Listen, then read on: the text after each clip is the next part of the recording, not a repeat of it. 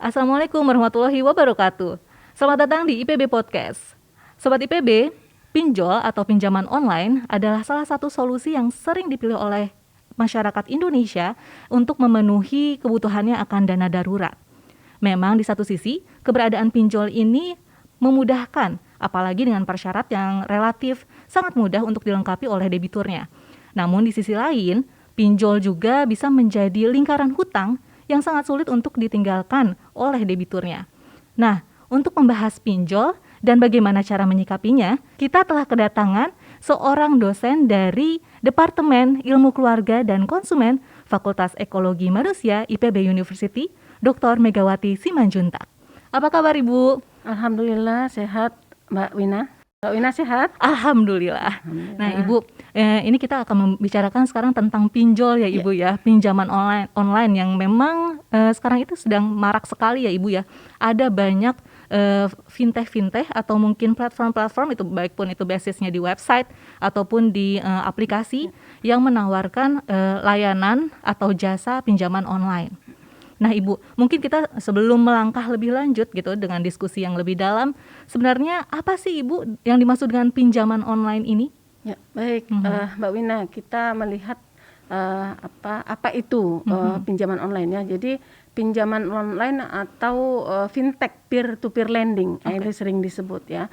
Ini adalah layanan simpan meminjam ya berbasis teknologi informasi ya yang dilakukan secara online, kemudian menggunakan fasilitas mobile phone ya. Jadi tidak ada tatap muka antara peminjam dan yang pinjam, betul ya. Kemudian cara ini memudahkan ya dan relatif cepat untuk pengajuan kredit. Ya. Kemudian terkait dengan aplikasinya sendiri, Mbak Wina, itu dapat di download ya atau dapat diunduh di App Store atau Play Store ya. Kemudian untuk yang memberikan jasa ya pelayanan ini bukan oleh perbankan ya, tapi oleh lembaga non perbankan ya. Jadi itu bisa yang berbadan hukum atau bisa yang bentuknya koperasi yang memang dia memiliki kemampuan untuk menyediakan sistem ya transaksi simpan peminjam secara online yang berbasis aplikasi maupun website. Ya. Kemudian Mbak Wina, yang menarik, tujuan dari pinjol ini sendiri ya, ini sebetulnya untuk membantu kelompok masyarakat yang tidak bankable, tidak mampu memenuhi syarat-syarat untuk mengajukan pinjaman untuk modal. Ini awalnya. Namun kemudian ya seiring dengan menariknya ya pinjol ini dengan berbagai kemudahan ya, kemudian kecepatannya, ini mulai bergeser dari yang awalnya dia untuk produktif ya, itu bergeser menjadi pinjaman untuk konsumtif. Nah itu pinjol itu. Ya. Baik Ibu. Kemudian Ibu, yang menarik lagi, saya baca ada informasi bahwa Satgas Waspada Investasi yang dibentuk oleh OJK itu sejak dari tahun 2018 hingga 2022 Maret ya 2022 itu sekitar 3.900-an pinjol, tapi yang ilegal itu sudah ibarat kata sudah dihentikan gitu kan, operasinya sudah di blacklist lah ibarat kata seperti itu. Nah sebenarnya bagaimana cara membedakannya agar kita lebih waspada gitu, agar kita bisa lebih mengenali antara pinjol yang ilegal dan juga yang legal? Silahkan Ibu. Iya, jadi kalau kita lihat perkembangan pinjol ini baik yang legal maupun ilegal itu termasuk pesat ya seiring dengan transformasi digital ya, karena ini kan memanfaatkan teknologi informasi ya. Namun kalau kita lihat untuk legal sendiri ya, data terakhir ya saya coba cermati website OJK, Otoritas Jasa Keuangan hari ini itu 102 untuk yang pinjol legal ya. Nah ini berkurang Mbak ya, beberapa tahun yang lalu itu jumlahnya sampai 120 yang ya. legal. Ya, yang legal ya. Tapi sekarang berkurang. Ya, berkurang. Menarik. Karena mungkin proses pemenuhan untuk syarat-syaratnya itu oleh OJK itu tidak terpenuhi gitu ya. Sehingga akhirnya dikeluarkan dari pinjol yang legal ya. Nah, di satu sisi untuk pinjol ilegal sendiri, wah ini jumlahnya makin banyak. Fantastis gitu ya. Ya, jadi kalau Mbak Wina tadi sampaikan di bulan Maret itu 3.000 sekian ya. Nah, untuk yang bulan Mei ya itu bertambah 100. Jadi sekarang itu hampir 4.000. Wow. Persisnya 3.989. pinjol ilegal yang sudah di take down oleh Kementerian Komunikasi dan Informatika. Ya. Nah, ini susah Mbak Wina ya, karena yang ilegal ini paginya di take down ya dari websitenya, sorenya sudah ada dengan nama entitas yang berbeda gitu ya. Jadi memang sulit sekali untuk memberantas pinjol ilegal ini. Nah, untuk itu memang kecerdasan masyarakat ini ya yang harus lebih ditingkatkan supaya bisa mengenali pinjol yang ilegal ya. Nah, simpelnya sebetulnya kalau kita ingin menggunakan jasa pinjol ya, ada satu kriteria sebetulnya yang menjadi ciri khas dari pinjol legal. Ya, apa itu, Bu? Disebut dengan camilan. Camilan bukan makanan ya, tapi camilan itu singkatan dari kita diminta infonya oleh pinjol legal itu adalah kamera, ya, kemudian mikrofon, ya, dan kemudian location. Jadi 3 itu saja sebetulnya yang harus disediakan oleh calon debitur ketika mengajukan pinjaman online. Berarti di luar itu ilegal. Nah Mbak Wina, kalau kita mau lihat lebih rinci lagi apa sih sebetulnya pembeda antara pinjol legal dan ilegal, ini saya bisa paparkan beberapa ya. Yang pertama bahwa pinjol legal itu dia punya izin dan terdaftar di OJK. Ya. Tapi hati-hati nih, kadang-kadang pinjol yang ilegal juga mencantumkan ya terdaftar di OJK, tapi ketika kita cek di websitenya ternyata tidak. Nah, ini mesti hati-hati. Jadi memang mesti menjadi smart consumer kita, ya. Kemudian yang kedua, pinjol legal itu jelas identitas pengurusnya dan juga jelas alamatnya di mana gitu. Kantornya jelas disebutkan, ya. Sementara yang ilegal tidak, gitu ya. Kemudian yang ketiga, ya, untuk pengajuan pinjaman ya ke yang legal itu biasanya ada proses seleksi. Jadi tidak semua yang mengajukan itu mendapatkan pinjaman. Nah, beda dengan yang ilegal. Ilegal ini semua yang minjam ya di ini tidak ada dipenuhi, tidak ada yang ditolak gitu ya. Kemudian yang selanjutnya adalah pinjol legal ini ya. Itu ada informasi ya terkait dengan bunga ya, terkait dengan denda, itu ada jelas, itu transparan. Sementara yang ilegal tidak ya. Dan kalaupun itu dicantumkan bisa jadi berubah gitu sewaktu-waktu ya. Jadi memang karena ilegal ya, jadi dengan mudahnya bisa berubah gitu. Kemudian yang keempat ya, yang kelima ya, untuk bunganya sendiri Mbak Wina ya. Jadi bunganya kalau yang legal itu dibatasi ya sesuai dengan peraturan OJK ya ini ya. Itu hanya 0,8% per hari. Ya. Sementara yang legal itu maksimalnya tidak ada itu ya. Jadi berapapun dia gitu ya. Ini ada beberapa kasus Mbak ya, yang kebetulan kami juga pernah wawancara dengan korban, itu bahkan 30% Mbak. Jadi rata-rata di atas 20% per hari ya. Jadi ini memang luar biasa untuk suku bunganya. Kemudian yang selanjutnya adalah pinjol ilegal itu ya tidak memiliki saluran pengaduan. Jadi ketika nasabah atau debitur itu ada komplain, dia tidak tahu harus mengadu kemana gitu ya untuk pinjolnya sendiri ya. Kemudian ketika mempromosikan pinjolnya untuk yang legal ya, itu tidak boleh langsung masuk ke saluran pribadi konsumen atau masyarakat gitu ya. Sementara yang ilegal itu dia mempromosikan lewat SMS, lewat WhatsApp atau saluran pribadi lainnya. Makanya kalau kita suka dapat SMS ya, tawaran KTA, pinjaman cepat, ya, kredit tanpa aduan. Nah itu adalah ciri-ciri pinjol ya. Kemudian untuk yang pinjol legal tadi saya sampaikan ya bahwa hanya boleh camilan saja yang diakses ya, hanya boleh kamera, mikrofon dan location. Sementara ya untuk yang ilegal semua apa yang ada di handphone kita ya, galeri files, handphone, semua file itu bisa diakses. Ya, karena kalau tidak kita iakan itu nggak bisa mengajukan pinjaman ya. Nah yang selanjutnya adalah terkait dengan untuk penagihan ya. Untuk penagihan sendiri ya, kalau untuk yang legal ya itu menggunakan debt collector. Nah istilahnya kan debt collector ini yang mengumpulkan pinjaman ini ya itu. Nah itu harus punya sertifikasi. Ya, sertifikasinya itu dari Asosiasi Fintech Pendanaan Bersama Indonesia. Nah, ini asosiasi yang menaungi fintech atau pinjol yang legal. Baik. Sementara untuk yang ilegal itu tidak gitu. Jadi memang tidak ada sertifikasi untuk penagihannya. Gitu. Pegawai yang menagihnya tidak punya sertifikasi. Baik. Kemudian yang terakhir, kalau misalkan ini ya tidak mampu membayar, si nasabah atau si debitur tidak mampu membayar, ya atau sudah jatuh tempo lewat gitu misalnya ya.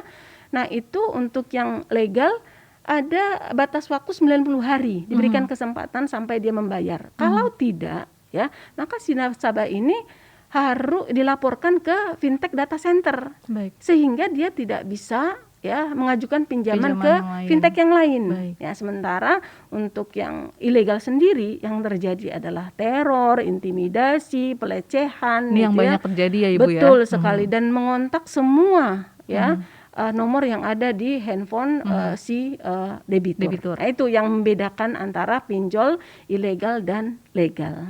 Baik Ibu.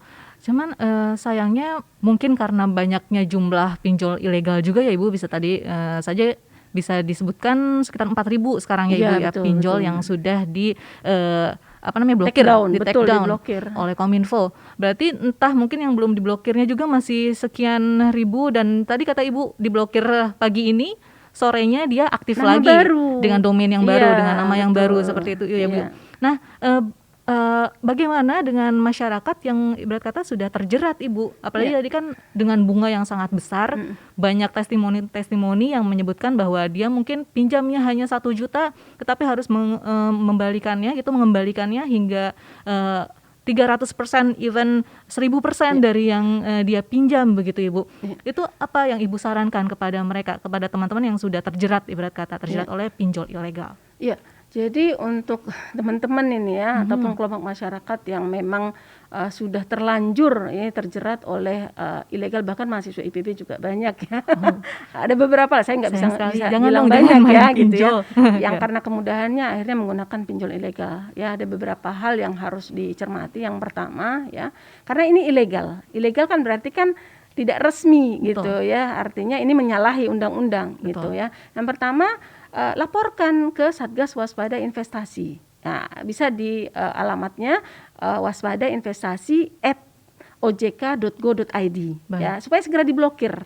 Ya. Jadi kalau tidak dilaporkan ya tidak akan terblokir, nanti kita akan terus terjerat dalam jebakan pinjol ilegal ini ya. Kemudian yang kedua ya, jika memang sudah jatuh tempo atau tidak mampu membayar gitu ya, karena tadi ya bunganya bisa sampai 30% bahkan lebih gitu. Ya, bahkan denda-dendanya juga sama mencekik gitu ya. Sangat banyak kita baca berita ya, ada yang bunuh diri gitu ya, ada yang terpaksa berpisah suami istri, mereka harus jual rumah gitu. Nah, kalau sampai seperti ini ya, blokir saja nomornya ya, nomor yang itu ya. Jadi yang tadi masih ke yang jika tidak mampu membayar gitu ya. Jadi jika tidak mampu membayar jangan mengajukan ke pinjol yang lain. Nah, yang terjadi kan sekarang gali lubang tutup lubang sampai ada yang 10 pinjol sekaligus gitu ya. Karena pinjam ke satu pinjol, untuk menutupinya sudah dikejar-kejar oleh debt collector, itu harus pinjam ke pinjol yang lain. Sampai ilegal pula. Iya, betul. Nah, bisa juga dilakukan sebetulnya dengan restrukturisasi. Coba diajukan restrukturisasi utangnya ya. Jadi minta penundaan waktu pengembalian gitu ya. Bisa minta pengurangan bunga ataupun penghapusan dendanya, karena dendanya juga lumayan besar ya. Nah, itu yang kedua. Kemudian yang ketiga ya. Yang ketiga, kalau memang diteror, ini ya, Ibu, ada banyak. Teror terus-menerus ini ya, bahkan pelecehan, tidak hanya kepada debiturnya, tapi kepada yang ada di kontak itu kan Ibu ya. Jadi karena memang diakses nomor HP yang ada di handphonenya, sehingga itu dikontak gitu ya, dikontak semua, segera blokir saja. Ya, diblokir nomor HP yang menteror itu ya, dan kemudian kontak semua nomor ya, karena kan sudah terlanjur ya broadcast gitu ya, sampaikan ya, kondisinya seperti apa ya. Nah, itu segera disampaikan, dihubungi satu persatu. Nanti kalau ada pinjol yang menteror ya, itu diabaikan saja gitu ya, karena ya memang memalukan sekali ya, makanya ini masuk delik sebetulnya, pencemaran nama baik sebetulnya. Jadi bisa dilaporkan ke polisi ya. Makanya langkah selanjutnya ya, laporkan ke polisi gitu Laporkan ke ya, polisi. laporkan ke polisi. Kemudian laporan kita ke polisi itu sampaikan ke pinjolnya kalau memang nomornya masih muncul ya, gitu masih ada, sampaikan supaya mereka takut gitu ya. Nah, yang terakhir ya, jangan lagi lah pinjam ke pinjol ilegal gitu ya. Masih Jangan ada coba-coba. 102 pinjol legal kalau memang terpaksa harus meminjam ke pinjol gitu. Jadi memang harus literasi literasi dari masyarakat itu harus ditingkatkan supaya bisa bisa tidak terjebak oleh Jangan pinjol kalah ilegal literasinya gitu. sama pelakunya ya Ibu ya. Betul, Pelakunya betul. pinter-pinter banget nih Benar, terkait benar. dengan digital ini. Iya. Nah, kita juga literasi digitalnya harus lebih Iya. lagi gitu ya Ibu ya. Nah, tadi juga Ibu sudah sampaikan ada 102 pinjol legal Iya. gitu kan yang bisa diakses oleh masyarakat jika memang benar-benar butuh begitu kan, butuh dengan dana cepat. Nah, Ibu bisa sampaikan nggak tips bagaimana sih biar tetap on track gitu kan jika benar-benar butuh banget dana darurat dan harus pinjam ke pinjol dan yang legal ya, yang kita harus cari yang legal begitu. Apa yang harus kita perhatikan sebelum mengajukan pinjaman itu? Iya. Jadi kalau kita memang harus ya ini ya pinjam ke pinjol. Betul. Ya karena kita tidak mampu memenuhi syarat-syarat untuk perbankan seperti agunan kita tidak Betul. punya gitu ya. Maka yang pertama ya kita harus tahu betul gitu ya bahwa sadar betul bahwa kita meminjam itu untuk tujuan apa. Baik. Ya. Kemudian benar enggak bahwa itu mendesak gitu ya. Kalau tidak mendesak ya sebaik mungkin tidak meminjam gitu ya. Jadi kita belum harus pahami tujuan dari kita meminjam ya. Kemudian yang kedua ya, kita harus betul-betul menghitung ya keuangan kita. Baik. Ya, daya atau kemampuan kita untuk membayar seperti apa. Bisa Baik. Tidak kita membayar gitu ya. Karena ini nanti akan bermasalah ini ya, dan terjadilah lingkaran setan dalam jeratan pinjol ya, hutang ke pinjol kalau kita tidak mampu membayar. Jadi cek betul itu ya, jangan gegabah ya jangan Ibu. gegabah gitu, dan ada maksimal loh Mbak kita persentase dari keuangan kita hanya 30% yang bisa digunakan untuk pinjaman itu. Baik. Ya dari keseluruhan pendapatan kita ya. Jadi yakinkan itu ya. Kemudian yang selanjutnya adalah kita harus mengenali yang tadi ya, mengenali mana pinjol online, pinjol legal dan mana ilegal. Yang ilegal gitu. Nah ini bisa dicek di websitenya OJK, itu sangat updated sekali ya. Kemudian bisa juga kontak ke call centernya 157 ya. Baik. Untuk menanyakan pinjol ini benar nggak ya, ini legal tidak gitu. Baik. Ya. Kemudian kalau kita sudah yakin bahwa ini pinjolnya legal ya, kita juga harus tahu betul informasi terkait dengan syarat, ketentuan dan risiko dari kita berhutang gitu ya.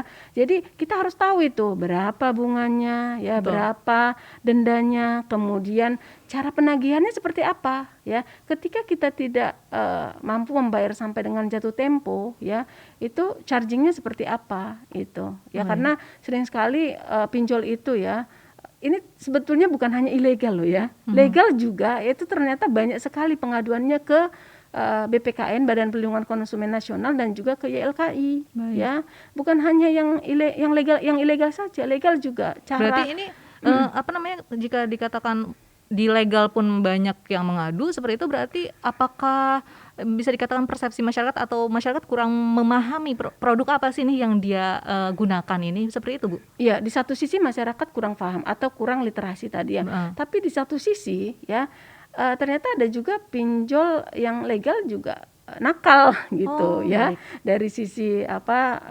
pengajuan ya, prosedurnya, kemudian dari sisi penagihannya itu juga kadang-kadang nakal gitu ya, apalagi yang ilegal. Iya. Ya, apalagi yang ilegal, kita tidak, artinya mereka kan sudah semena-mena gitu. Baik. Ya, karena di awal saja itu sudah bisa akses semua kontak dan galerinya data gitu, pribadi yang itu kita. Ya, artinya itu ada violence atau peluang penyalahgunaan untuk data pribadi. Betul. Itu ya. Nah, itu jadi itu yang harus dilakukan. Dan jangan meminjam ke lebih dari satu pinjol. Baik. Ya, karena itu akan berpotensi nanti menjadi satu circle lingkaran setan gitu ya. Gali lubang tutup lubang tadi gitu ya. Kemudian nanti kalau memang sudah diberikan pinjaman artinya disetujui gitu ya. Katakan ini pinjol yang legal ya itu. Baik. Nah, itu harus segera dicatat lah. Ya, kapan harus mengembalikan ya, cicilannya kapan harus dibayar itu harus ya. punya komitmen untuk mengembalikan ya Ibu. Ya, kapan jatuh tempo gitu ya. Jadilah peminjam yang bertanggung jawab gitu. Itu dari sisi konsumen juga harus seperti itu ya. Kemudian kalau memang ada teror ya dalam penagihannya ya, segera laporkan polisi saja ataupun bisa juga mengadu ke OJK ya, karena sebetulnya dalam Satgas Waspada Investasi sebetulnya di situ ada Bareskrim ya. Baik. Ada OJK juga di situ, kemudian ada Kementerian Komunikasi dan Informatika gitu. Jadi sebetulnya sudah berbagai stakeholder ada di situ gitu ya. Jadi ketika kita melapor ke OJK gitu, itu akan terkoneksi gitu. Baik. Ya, mungkin itu Mbak ketika kita memang harus meminjam gitu ya, pinjam ke pinjol gitu. Baik. Jadi kalau misalnya memang sudah mendesak sekali harus pinjam ke pinjol, harus cek dulu ya Ibu ya. Luangkan waktu dulu deh untuk riset dulu ya Ibu ya. Riset ini pinjol apa, lalu bagaimana legalisasinya, apakah sudah terdaftar OJK atau belum. Dan seperti yang Ibu bilang tadi, perhatikan ketika kita mungkin install aplikasinya ya Ibu ya. Dia minta akses kemana saja, harus 3 itu tadi Bu ya, yang dibolehkan untuk diakses hanya kamera, mikrofon dan juga location gitu. Jadi kalau misalkan dia si aplikasinya meminta akses ke yang lainnya, misalnya seperti galeri dan juga files gitu ya Ibu ya, nomor HP, kontak ya, itu berarti bisa dikatakan bahwa pinjol ilegal dan langsung di-delete aja, jangan di-approve ya Ibu ya. Betul. Baik. Nah Ibu, ini kan berarti kalau kita telisik lebih jauh, masalahnya adalah di dana darurat atau masyarakat kebingungan mencari alternatif bagaimana sih mereka untuk memenuhi kebutuhannya akan dana darurat seperti itu. Berarti kan ada kecenderungan kesadaran masyarakat Indonesia untuk menyiapkan dana darurat gitu, itu masih rendah begitu ya Ibu ya. Betul. Lalu sebenarnya bagaimana sih Bu caranya untuk menyiapkan dana darurat gitu agar kita bisa menjadi suatu kebiasaan lah untuk kita ketika mendapatkan gaji kita langsung menyisihkannya untuk dana darurat. Silakan Ibu. Oke, mungkin saya tarik ke yang lebih umum ya. Baik. Karena dana darurat itu bagian dari pengelolaan keuangan sebetulnya. Jadi bagaimana ketika kita ada kebutuhan mendesak, kita tidak harus berhutang itu ya.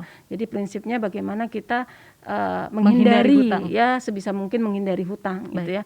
Nah, yang pertama kita harus melakukan perencanaan keuangan ya. Jadi manajemen keuangan itu perlu kita lakukan, pencatatan untuk per bulan, bahkan day by day ya. Day by day itu harus dilakukan pencatatan sehingga kita paham betul ya berapa pengeluaran kita, berapa pemasukan kita, tidak lebih besar pasak dari tiang. Nah, itu harus dilakukan ya. Kemudian yang kedua, alokasikan tabungan ya. Jadi tabungan itu bukan di akhir. Nah, sering sekali kan kita menabung itu yang sisa betul ya, sisa. Padahal sebetulnya tabungan itu harus kita alokasikan 10-15% ya. Ketika kita di awal bulan mendapatkan gaji, pemasukan itu langsung sisihkan 10-15% gitu ya. Kemudian yang tadi yang Mbak Wina sampaikan ya, dana darurat ya. Ini harus kita siapkan ya, dan memang di awal bulan harus dialokasikan ya dana darurat ini in case kita sewaktu-waktu sakit, sewaktu-waktu ada keperluan gitu ya, hal-hal yang di luar perencanaan kita itu ya, di luar pengeluaran yang rutin itu perlunya dana darurat tadi. Jadi memang itu harus dialokasikan di awal seperti itu ya. Kemudian yang juga harus diperhatikan supaya tidak terjerat utang ya, terutama ini untuk sobat IPB ini ya, barangkali ya yang generasi milenial ya, karena generasi milenial ini paling rentan ya dengan exposure dari teknologi dan sewaktu-waktu Mbak kita itu bisa mendapatkan tawaran tadi lewat SMS, lewat WhatsApp, ataupun muncul notifikasi ketika kita buka berbagai media sosial gitu ya, yang menawarkan pinjaman online yang mudah gitu ya, cepat gitu ya, Bu. Kemudian klaimnya bunga rendah gitu, walaupun sebetulnya tidak gitu ya. Jadi harus lebih cerdas lah ya, harus lebih bisa menahan diri gitu ya. Dan juga jangan belanja berlebihan karena ujungnya kan ke hutang jadinya ya. Jangan belanja berlebihan ya. Jadi berbelanjalah sesuai dengan kebutuhan ya. Jangan mengedepankan keinginan sehingga perilaku konsumtif itu bisa kita hindari ya, karena ini adalah jurang yang bisa membuat kita jatuh kepada pinjol gitu ya. Jadi itu barangkali beberapa tips yang harus dicermati oleh masyarakat, khususnya generasi milenial, sobat IPB juga gitu ya, supaya tidak harus berhutang gitu ya. Jadi ini kecermatan kita dalam melakukan pengelolaan keuangan itu barangkali. Harus stick on budget yang udah kita susun ya Ibu ya, gitu kan. Jadi jangan tiba-tiba di tengah bulan ingin beli sesuatu yang sebenarnya nggak perlu-perlu banget, akhirnya malah pinjem uang ke pinjol gitu kan. Itu kan malah jadi nggak bagus ya Bu ya buat manajemen keuangan kita ya Ibu ya. Berarti sangat penting sekali nih buat Sobat IPB juga untuk mempelajari manajemen keuangan ya Bu ya. Betul. Jangan nunggu nanti kalau udah dewasa, kalau udah tua, udah nikah, jangan nunggu harus gitu ya Bu ya. Harus sedini mungkin. Dari anak-anak mungkin. malah harus diajarkan untuk mengelola keuangan. Karena dari itu akan menjadi ya, Ibu ya. Menjadi salah satu kebiasaan nantinya sampai dia dewasa. Baik. Ibu terima kasih Ibu sudah hadir bersama kami di IPB Podcast. Ini obrolan kita yang sangat banyak sekali informasi dan juga tips-tipsnya. Mudah-mudahan ini bisa memberikan ini juga ya insight kepada teman-teman Sobat IPB nih, agar tadi itu manajemen keuangan, kita harus perhatikan manajemen keuangan, harus siapkan dana darurat sejak dini seperti itu Bu ya, dan hindari hutang. Bagaimanapun caranya hindari hutang, karena pasti ada sih ya Bu ya caranya kita untuk alternatif lain lah gitu. Apalagi biasanya yang menyebabkan seorang berhutang itu tujuannya konsumtif ya Ibu ya, bukan hal-hal yang perlu banget sebenarnya. Ibu terima kasih Ibu sudah hadir di IPB Podcast kali ini. Ya Sobat IPB, demikian IPB Podcast. Semoga apa yang kami bicarakan, apa yang kami diskusikan bisa memberikan insight dan juga ilmu baru kepada Sobat IPB tentang manajemen uang, tentang bagaimana sih menyikapi pinjol yang ada di sekitar kita ini. Demikian saya Wina Ekawati pamit undur diri. Sampai jumpa. Wassalamualaikum warahmatullahi wabarakatuh.